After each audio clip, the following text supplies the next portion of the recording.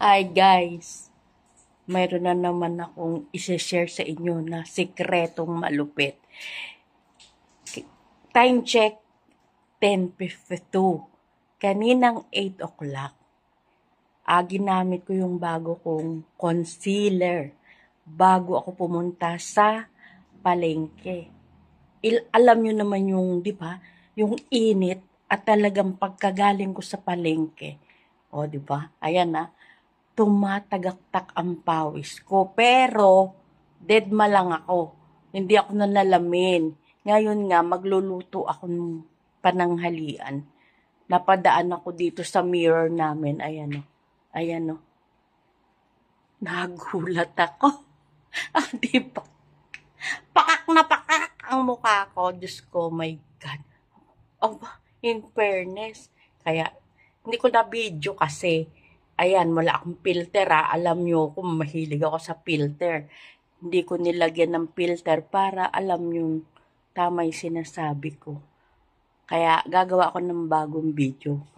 Kung ano man yun, ay yung lalagay ko sa link ko. Bye!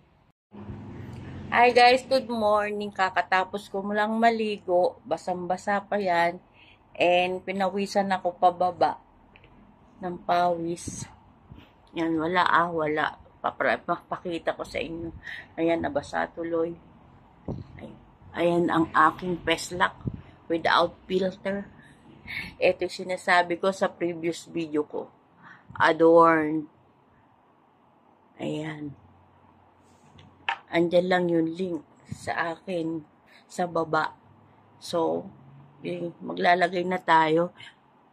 Hindi ako masyadong sa paglalagay ako, lagay-lagay lang, diba? Ayan.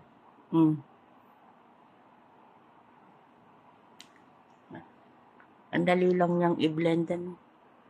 Tingnan nyo na lang ang difference. Tsaka yun nga, diba, tumagal kahit pinagpawisan ako. Yung kalahati lang punasan ko.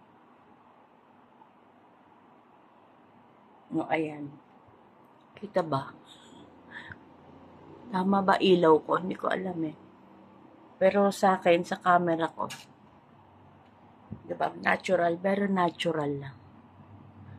SPF 50. Ayun nga, nasubukan ko kahapon na kahit tumagaktak na yung pawis ko, pak na pak pa rin yung ating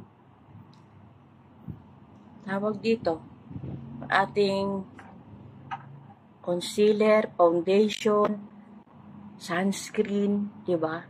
2-in-1, 3-in-1, Adorn Premium Tinted Sunscreen. Merong di tinted, nasa sa inyo na yun. 50 SPF 50 PA+++. Ayan.